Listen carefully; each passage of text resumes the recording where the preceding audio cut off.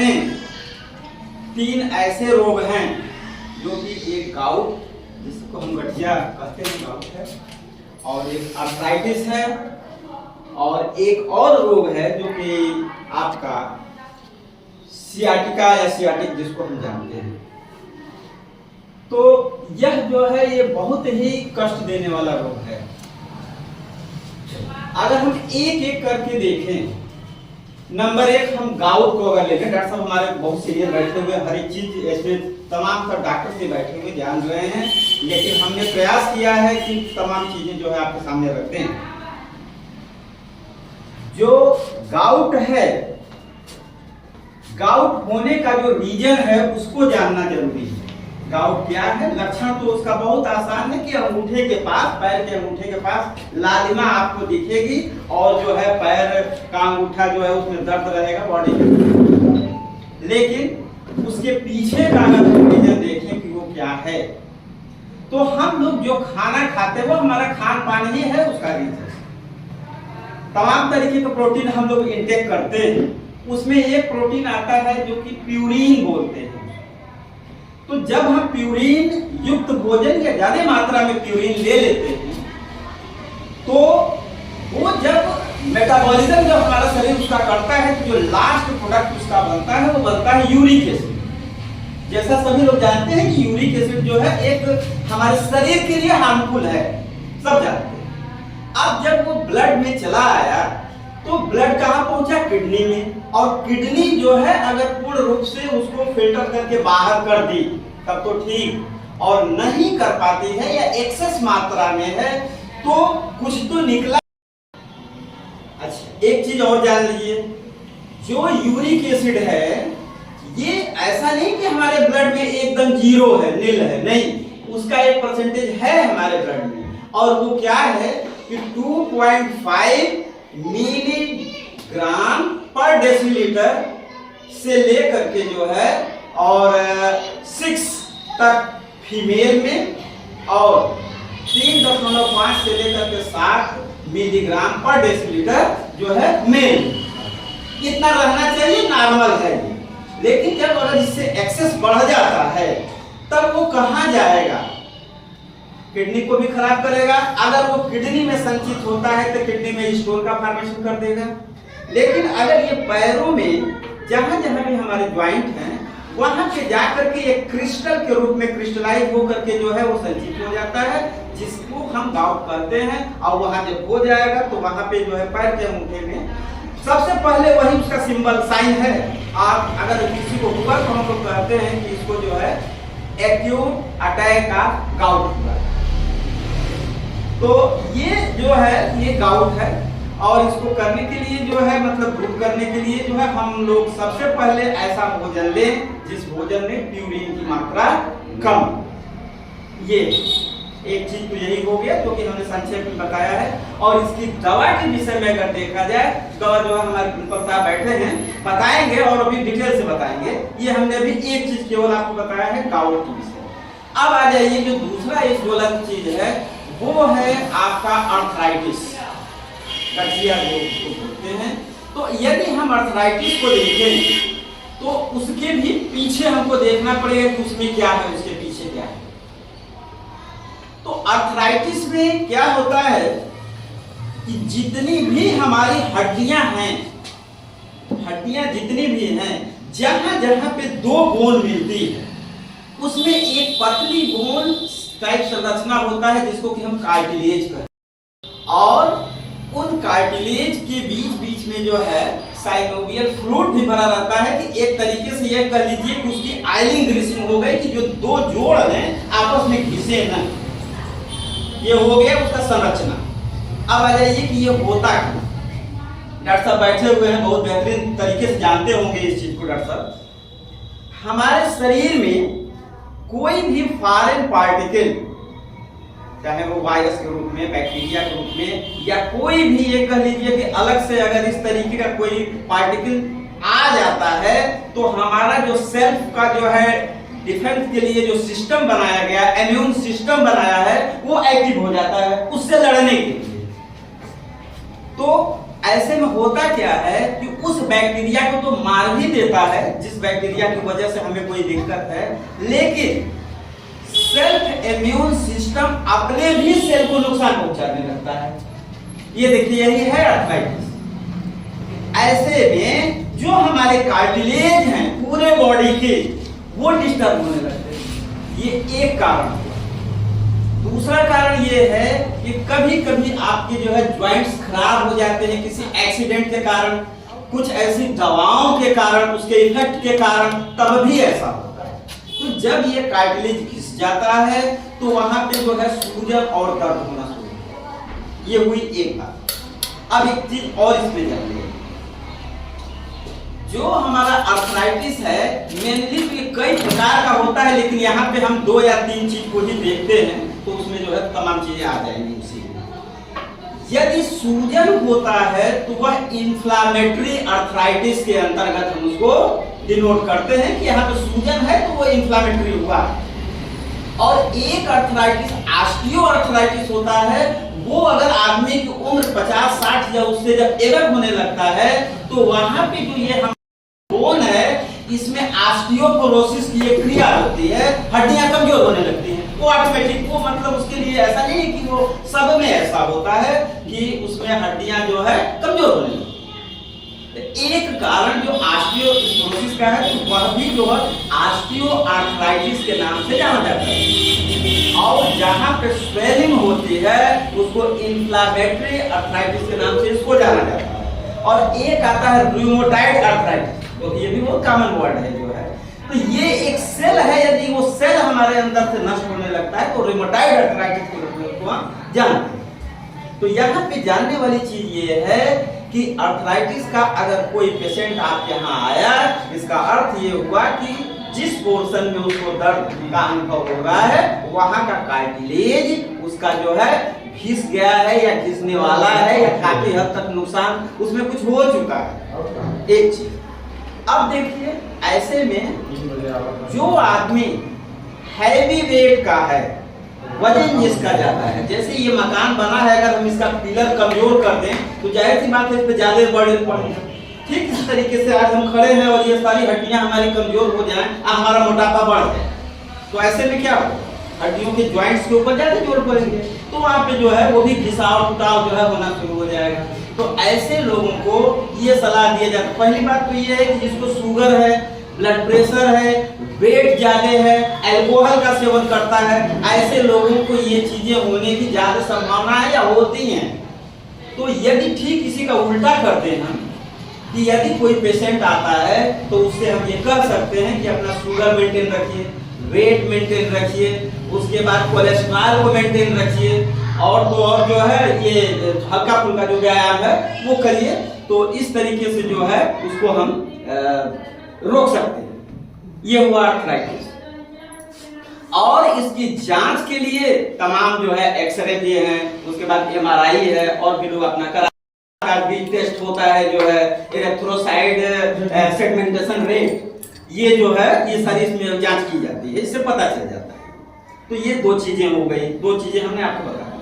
अभी एक चीज और है, सियाटिका, वो भी जो है आप लोगों ने इतना मन से सुना, इसके लिए आप लोगों को बहुत बहुत धन्यवाद। उसको भी हम बता दे रहे हैं, वो भी 2-3 मिनट। जैसा कि इसका नाम है सियाटिका, तो आप सभी लोग जानते हैं कि एक सियाटिक नर्व होती है, उसको जब कहीं से दबाव पड़ता है या उसकी जब सप्लाई आगे को रुकने लगती है तो उसमें पेन होता है। लेकिन ये तो हुई एक मोटी बात, अब उसको आ जाइए थोड़ा सा ऐसे हम जानते हैं कुछ। हमारा ये जो स्पाइनल कार्ड है, ये स्पाइनल कार्ड की बीमारी है, सभी लोग जानते हैं। ये अगर देखिए, सियाटिका स्पाइनल कार्ड की बीमारी है, स्पॉन्डिलाइटिस स्पाइनल कार्ड की बीमारी है, और ये क्या नाम है जो लंबर में जो ये जब डिस्टर्ब होता है तो ये सियाटिका होता है। तो हम जो है इसको कैसे देखते हैं, पूरे स्पाइनल कार्ड को हम 29 वर्टिब्रा में अलग अलग बांटे हुए हैं। ये जो हमारा स्पाइनल कार्ड है 1 by 1 एक फिर ऐसे ऐसे ऐसे ऐसे करके 29 भागों में बांटा। एक से लेकर ये जो मेडुला ऑब्लिगेंटाना है, यहाँ से लेकर के यहाँ कॉक्सिक तक अगर हम देखें तो यहाँ से 1 नंबर से लेकर के और 7 नंबर तक की जो हमारी मनका है या बोन है, वर्टिब्रे ये कह दीजिए, उनको हम कहते हैं सर्वाइकल वर्टिब्रा। यहाँ से ही 1 2 3 4 5 6 7, अगर इनको हम कहते हैं, इनका नाम जो है सर्वाइकल। अगर इनमें नस दब रही है तब ये सर्वाइकल होगा। क्लियर है? अब आ जाइए नीचे, 7 के नीचे 1 नंबर से लेकर के फिर वहीं से 12 नंबर तक आ जाइए, जिसको कि हम जो है थोरैक्स वर्टिब्रा कहते हैं, जो कि हमारा ये पीठ वाला जो पोर्शन बनता है। 12 अगर इससे कहीं नस दब रही है तो वह जो है आपका स्पॉन्डिलाइटिस होगा, पीठ में दर्द होना होगा, तो उसको झुकने में दिक्कत होगी, ये सब तमाम होगा। अब आ जाइए उसके नीचे लंबर पे। लंबर में जनरली हमारी 5 जो है वर्टिब्रा होता है, L1 L2 L3 L4 L5, ये 5 जो है यहाँ पे लगभग ये जो है रहती है। और अगर इसमें इसके बाद जो है जो सैक्रम है, वह भी जो सैक्रम में भी S1 या S2 L3 S3 ये भी है, और नीचे कॉक्सिल भी है। तो क्योंकि ये सब फ्यूज हैं, कई एक हड्डियों में करके ये फ्यूज हो जाते हैं यहाँ पे, तो आप यहाँ पे किसी को नहीं समझिए। अब आ जाइए थोड़ी सी चीज की इस रोग के विषय में समझ लीजिए, होता है जितने भी वर्टिब्रा है, जैसे वर्टिब्रा 1, ये वर्टिब्रा 2 हो गया, फिर तीसरा, चौथा, पांचवा, ऐसे करके 29 लगे हुए यहाँ से लेकर के यहाँ तक लगे। तो एक हड्डी है, हम दूसरी हड्डी रख दें अब जंप कर जाए, जैसे हम लोग जंप करते हैं, कूदते हैं नीचे ऊपर या कोई चीज सर पे रख लेते हैं, तो क्या होगा, इस हड्डी पे दूसरी हड्डी ठक से लड़ जाएगी, टूट जाएगी। इस चीज को बचाने के लिए हर हड्डी के बीच में, एक हड्डी ये, दूसरी ये, तीसरी ये, इनके बीच में एक गद्दा टाइप का, कुशन टाइप का स्ट्रक्चर होता है, जिसको हम डिस्क कहते हैं। ये लगा, फिर यहाँ से इसको रोका है एक नीचे, यानी इन दोनों के बीच में एक गद्दी बैठाई गई है।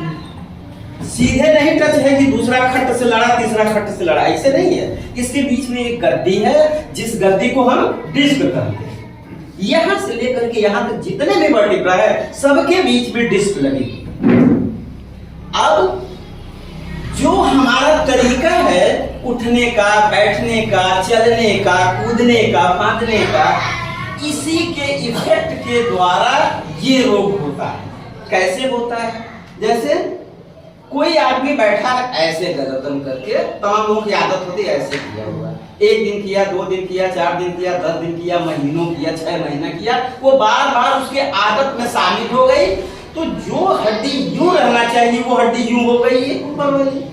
तो जो नीचे का कुशन है, जिसको हम की डिस्क कहते हैं, वो डिस्क के ऊपर दबाव डाला और डिस्क बाहर निकला। और उसके बाद क्या होता है, हर डिस्क के नीचे से नर्व्स निकली हुई हैं, जो अगर सर्वाइकल में है तो ये ऊपर पोर्शन और ये बांह का जो आर्म है, इस पोर्शन को जो है वो ब्लड की सप्लाई दे रही है। अगर यहाँ पे ऐसे करते करते ये डिस्क यहाँ पे जो है, इसको कहते हैं अपने विज्ञान की भाषा में स्लिप डिस्क। ये डिस्क स्लिप हो गई, यानी आपने रहना चाहिए यूं, और ये स्लिप हो गई, जरा से इसको दबा दिया, ऐसे दबा दिया तो वो दब जाती है, वहां पे लाल रंग का ये से निकल जाएगा बाहर और नसों को दबा, स्लिप डिस्क। तो जब स्लिप डिस्क जिस एरिया में हुआ, अगर किसी को गले में अभी आपने देखा होगा पट्टा बांधे हुए, तो डॉक्टर ने जो है जब उसका टेस्ट कराते हैं, एक्सरे कराते हैं या एमआरआई कराते हैं, तो ये पता चल जाता है कि किस नंबर की बोन जो है और उसका जो डिस्क है वो स्लिप कर रहा है, यानी कौन सा स्लिप डिस्क हुआ है, वहां नंबर डॉक्टर लिख देगा L1 L2 L3, तो यहाँ पता चलेगा कि लंबर में है कहीं पे C1 C2 C3, अगर उसमें लिखा हुआ कि इसका करिए आप एक्सरे करिए, तो समझ में आ जाएगा कि सर्वाइकल कर रहा है। T1 T2 से लेकर के 12 तक में अगर पीठ में आपने दर्द बताया तो जान जाएगा कि कहीं ना कहीं जो है इनको जो है स्पॉन्डिलाइटिस है वो है। ठीक है, तो इस तरीके से आदमी के जो बैठने का, उठने का, चलने का जो ये एक विशेष तरीका होता है, उस तरीके के अंतर्गत ये डिस्क स्लिप हो जाती है। ये एक कारण हुआ, ऐसा नहीं कि हर बार यही कारण है, एक कारण। दूसरा कारण में आइए, दूसरा कारण यह है कभी कभी एक्सीडेंट हो जाता है, चोट लग जाता है, कोई आदमी जंप कर गया बहुत ऊपर से, तो एक बैग इसे दम से इसके ऊपर गिरा, फिर डिस्क जो है ऐसा घायल हो गया कि फिर वो एक्चुअल पोजीशन में नहीं पहुंचा। ये तमाम कारण है, ये कई कारण नहीं है। तो ये जो है जो 3 बीमारी जो हम आपको इसमें बताए हैं, इसमें हमने आपको 3 बीमारी बताया। नंबर 1 बीमारी है सर्वाइकल, नंबर 2 बीमारी है स्पॉन्डिलाइटिस और नंबर 3 बीमारी है सियाटिका। जो सियाटिका की जो नर्व्स निकलती हैं L1 से लेकर के L5 और S1 S2 S3 तक जो है अंदर जो है हमारे हिप बोन से चली जाती है, एकदम नीचे तक चली जाती है पैर के यहाँ तक। तो यदि पेशेंट को इसमें कहीं पेन होता है, इसका मतलब होता है ये नस दब रही है, आगे की सप्लाई बंद हो गई है, ये होता है। ठीक है, तो अच्छा एक चीज और है कि ऐसे में होता क्या है कि पेशेंट को जब यहाँ पे सूजन होता है तो लोग केवल गर्म सेकाई करते हैं, लेकिन ये भी ठीक नहीं है। ठंडा यानी बर्फ वाली जो सेकाई है, पहले बर्फ से करिए, वो सूजन डाउन होगा, उसके बाद तब जो है आप उसको गर्म से सेकाइए। तो ये जो चीजें हैं हमने आपको बताया और आप लोगों ने इतना ध्यान से सुना, इसके लिए आप सभी लोगों का जो है धन्यवाद। और हम तो कुछ कह नहीं सकते, हम बहुत उस हिसाब से जुड़े हैं। डॉक्टर साहब जो है काफ़ी दिन से हर चीज़ को जानते हैं और बहुत सीनियर डॉक्टर साहब बैठे हुए हैं और हमारे प्रिंसिपल साहब हैं, जो भी हमने कुछ सीखा है अपने विद्यालय से सीखा है, डॉक्टर के शादी करके सीखा है। और इन बीमारियों की जो दवाएं हैं वो डॉक्टर साहब आपको डिटेल्स बताएंगे। बहुत बहुत धन्यवाद आप लोगों से। धन्यवाद वर्मा जी, आपने एक तरह से छोटा लेकिन बड़ा आकार बना दिया और चीजों को बहुत विस्तृत पूर्वक बताया। मेडिसिन के विषय में आपने मेरे ऊपर छोड़ा, तो पहले मैं एक झोला बांट देता हूं जिसमें मेडिसिन है, उसके बाद उस मेडिसिन को बताता हूं कि ये मेडिसिन आपको कैसे कारगर सिद्ध होगी। जितना रोग आपने बताया है उस रोग के लिए एक दवा, उसके साथ साथ कई दवाओं का चलेगा, लेकिन एक दवा रहेगी जो उसके सबके साथ चलेगी, वो आप लोगों को मैं दे रहा हूं। आइए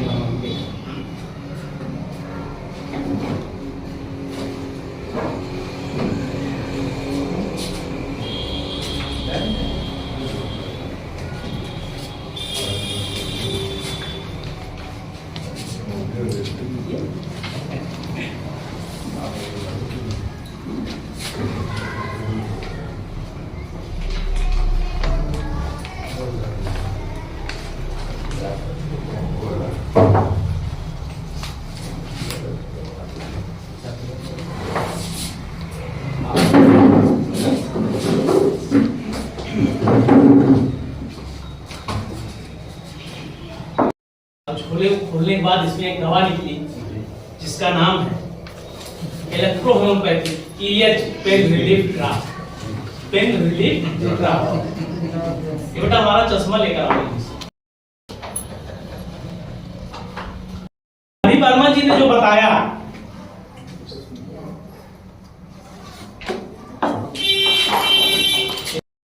चारों रोग आपने 4 रोग बताया, 5 बताया, 5 रोग में ये काम करेगी।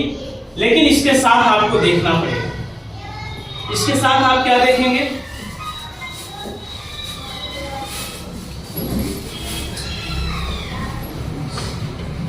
अगर किसी को फीवर आ रहा है, बुखार आ रहा है, इस समय प्लेटलेट भी डाउन हो रहा है, आपका ये मेडिसिन और आपकी जो है फेब्रिक्सिडोज टैबलेट, आप जो है फीवर केयर जो है टैबलेट लेंगे, जिसमें पहला मेडिसिन जो है A1 है, F1 है, WR1 है, C10 है, S10 है और Y। ठीक है ना? इस मेडिसिन को इसके साथ आप चलाएंगे कब? जब प्लेटलेट डाउन है और जब बुखार हो रहा है और जब पूरे बदन में दर्द हो रहा है और जब मरीज छटपटा रहा है, इसके साथ आप देंगे तो आपको कहीं नहीं भागना है। कहीं नहीं भागने का मतलब आजू बाजू के पैथियों का प्रयोग नहीं करना है, आप अपनी पैथी का प्रयोग करेंगे। ठीक है ना? और इसलिए 4 साल रखा गया है कि आप अपने क्षेत्र में जाकर इसका प्रयोग करिए। कोई ये न कहे, जैसे अभी मिश्रा जी हमसे पूछे कि वो एलोपैथ देता है, क्या एलोपैथ की डिग्री है? हमने कहा नहीं, उनकी एलोपैथ की डिग्री नहीं है, उनकी डिग्री क्या है? BHMS है और इलेक्ट्रोपैथ है। लेकिन वो जो है किसी और की जो है टांग कर आगे चल रहा है। पेपर में आपके